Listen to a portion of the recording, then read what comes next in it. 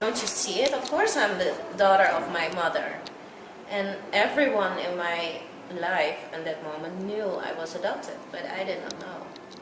So Yeah, for you it was natural. Like, yeah, it was natural. So if people ask me, is your adoption well or not, I say yes, because I make my own, I created my own future, and I didn't need my family. Why did she keep you on when you were so little? Because I screamed, because we had so many problems, and we had such a bad relationship after she told me I was adopted, that I just one day, I just screamed at her, like, I hate you, I hate you. But I actually wanted to say, like, why don't you love me? Because I felt like that she didn't really love me. I already felt that before she told me that I was adopted, I already felt that. And then I just screamed at her, like, I hate you. And then she said, okay, but if you hate me, then there is no place in this house for you. So within 10 minutes, I was standing in front of my own house. It was not my house anymore. First, I went to my father because my parents were divorced. After 6 months, I left. In the end, it was for me like a life-death situation. For me, it was so important to find my family that if I don't find them, I can just rather die. I mean, what is left in the world if I don't know where I come from? It's so important to know where you're from, because on the moment when I started to search my family, it was like I was standing still in my life. I didn't know where to go. I didn't know what future I would go in, because I couldn't look back, you know. And this is not only my story. This is the story of so many other adoptees, you know. What was the problem?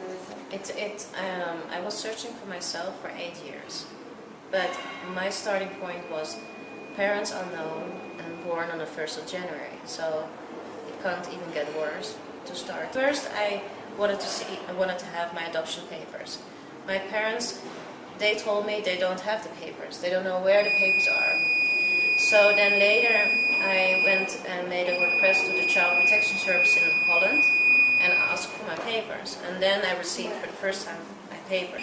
I didn't start searching because I didn't have anything to search on. So that also had a lot to do with it, that I didn't start searching sooner. But then when my son got born, he got sick, like terrible sick. And people are starting to question me, what have you done to your son? Have you used drugs, or have you used alcohol? Why is your son sick? And I was like, no, I don't know. And then it took like 1.5 years before they made him well. They took out his kidney and then he got better. And I saw things on him that I couldn't recognize. I couldn't see it on his father, I didn't see it by myself. I saw things like, yeah, from who did he get this all, you know?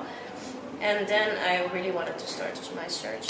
So that's the moment I started to search. He was your second son? First. The first one. And what year was that? In 1999. 1999. And you found your biological family in what year? In 2006. 2006. That's not you. Yeah, so first I started to search myself, like, but how do you search? I mean, if you have nothing, I just searched my name. But then, after I got, for example, the adoption files from the Netherlands, I called the orphanage come and I asked them like 1,000,000 times, do you have more information about me? I need to know where my family is. I need to know who I am. And they never responded anything. Not my phone calls, not my emails. I requested so many times. And then one day, I just went nuts. I just called them in a hysterical modus and I said, listen, I need to know where my family is. You need to help me. I can't bear this anymore. I was crying and begging and screaming. And then this lady felt sorry for me. So she said, okay, send me an email and I will try to see what I can do for you. And I was like, what? Okay. Okay. So I sent an email and then she forwarded me to another lady and said she will be able to help you. And then I needed to pay $1,000. And within 4 months, she found my mother. And in my papers was the name of my mother. My parents in Holland, they received an adoption file, what is stating an orphanage, parents unknown, we don't know where she comes from, we don't know when she was born, we don't know nothing about her. And it was a lie. And it was a lie. They even wrote in a document like, We have made a request in the newspaper to see if any family would come forward, but they did not put the request in the adoption file. I asked at the newspaper. I went back and I said, listen, can I have that request? I want to see it because it's like in the archive, you know? So when they send it, you could see Marta Patricia Ramirez is searching for her mother, Marta Lillian Ramirez. So they knew from the beginning on who my mother was. It's a big billion industry. Yeah, and what you see in Colombia, you will see in all other countries. For example, Haiti, it has an earthquake. What happens? Children are being missed. That happened here also. Of course. Exactly. Exactly. They don't wait to see if there is family or somebody has survived it, and then of course someone should have survived it. They just skip that part and go to the international adoption. You say it's an industry? Why, yes, why it's an do you industry say that? because you have less children and more people that want to adopt. So it's a tight market, it's an industry. And this is all because of the reason that it was not designed in benefit of the child. Because it brings corruption, it brings people that has nothing to do with children that are involved. It's not designed for the child. It's designed to help the people that are requesting for children. Yeah, they don't really think about the child's needs. And Yeah, exactly. Like for example, when you need to know where you come from. It's your right. It's your right. It's in the child's rights to know who your parents are. And that right is being denied. And here, on this moment, you have to pay a lot of money to know what your right is. It's terrible. I mean, Yeah. there's a lot. Many adoptees, they come to me after they have already paid so much money to other organizations, other private investigators, and then they come to me and say, can you please help me? And you started this organization 8 years ago, right? Yeah. And why did you start it? Because I was helped. Because, you know, when I wanted to find my family, I was so depressed. I was mentally really unstable. And I have a friend, a very close friend, and she saw me struggling. So she said, when I contacted the orphanage, and she said, okay, this lady probably can help you, but for money. My friend said, okay, here's money, pay this lady, and go find your family. So that's what I did.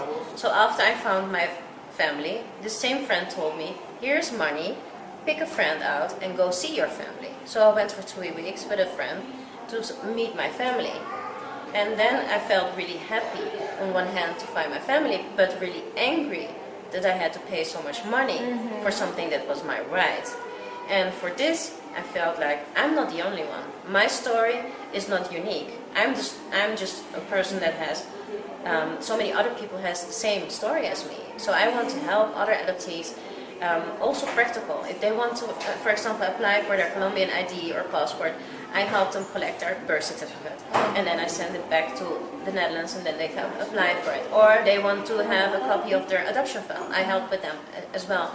After they found, for example, their family, we arrange like a translator for the first conversation, and all their requests that after they find their family, there's no expiry date. They can ask me like whenever they want. Even it's like 10 years ago, they can call me and say, Mars, I need help in this and this. I will never ever say, I will not help you. I will never ever say to a person, your case is too difficult, I will not be able to help you. Problem you have when you look for the family? I mean, is it the papers? Is it that the people that is in charge doesn't help? I mean, why is it so difficult? Like, because, for example, if you have Casa de la Madre, and you were adopted in, for example, 1970. All the children in 1970, they get the same last name. All the children in 1972 got a different name. So all the names, first and last name, have been falsified, changed. The names of the mother have been changed. The ID numbers doesn't correspond with the name of the mother. So a lot of papers have been falsified. It has been designed in a way that it's impossible to find your family. We have mothers that were pregnant of a twin and they didn't know. And then later on they find out that there were 2 babies instead of 1 baby.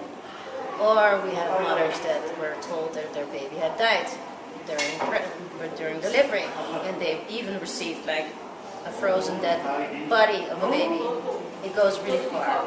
It means that doctors, hospitals, ICBF, notary, lawyers, orphanage, they have all worked together. And they have made, it's really impossible to say like, where does it go illegal? Because all the papers that I got, they're legal. They've been stamped by the judge and everything. But what if the people that made those documents are corrupt and did it for money? Yeah, or maybe they say that they did something and they didn't, for example. Yeah, and all those people that were responsible for all those illegal adoption, you will see them have a position in the government. They have a house, villa, and live like a millionaire. And the lawyers, they don't never ever know nothing. If you go like, no, I don't know, no, nothing. No, we don't know nothing. No. And you have, for example, nuns that have found more than one baby. I mean, how often? And never returned. But from all those 300 families, there is not even one family that told me that story. So probably there will be mothers, or there are mothers that have left children, but it's just maybe 10%. And none of the 300 biological families told me that I have left a child somewhere and I want to know how she's doing. No. No, they have told you that someone has taken the red line is they have been forced, that they have been scammed. For example, a mother goes to ICDF and tells like, I need food for my children, and she can't write or read. They said, okay, can we have your fingerprints so you can have money to buy for your children? She does that, but she signs for adoption. Another mother, she went to ICBF, asked, because she didn't have a cellular, asked if her children can be written to register nacimiento. They said, yes, fine, fill everything in and sign it. She signed it and she signed for adoption. Yeah, they just told me a story like that. Yeah, many stories like that. And it makes me really angry if people tell me like, adoption is so well and those children are so poor. And adoptees in Holland, they think like, if I wasn't adopted, I would have been dead now. That's just an assumption. I mean, there are children in Colombia also being adopted, and they are doing well. The most important thing is that people know that they have a place to go. Because before we existed, families think they have no right, and it is also no right, that they don't have a place to go, tell their stories, what happened to them. And now they can come, they can share their story. It doesn't mean that I will be 100% fully helping them, but I will try. One time we found a mother contacted us, and within 24 hours I found her daughter. I asked her, please give me a picture when you were young. She sent me a picture, I saw her picture and I knew right away, oh, she must be the mother of that adoptee that lives in the Netherlands. I don't know her, but she looks similar. So I contacted the adoptee and said, listen, I have this mother, I don't know if you're searching or whatever. And she said, I have no information, so I didn't search. I said, I think this is your mother. So she did true family DNA tree, also the DNA, and then it was confirmed that it's her daughter. Wow. And she's still searching for one more daughter, yeah. One last question. What do you think it's important to change or to adjust in terms of legislation so this doesn't happen anymore, or in terms of the government and the policies that goes around this adoption? I think it's really important that the biologic family get a voice. That's really important. Their story needs to be told. They need to be taken seriously. And for example, if a mother is not taking care of her child or needs some help or whatever, that the social services in the country are being pimped up. I mean, that they get the help that they need, and that they're not ending up in this adoption system. Okay, thanks, Marsha. Yeah.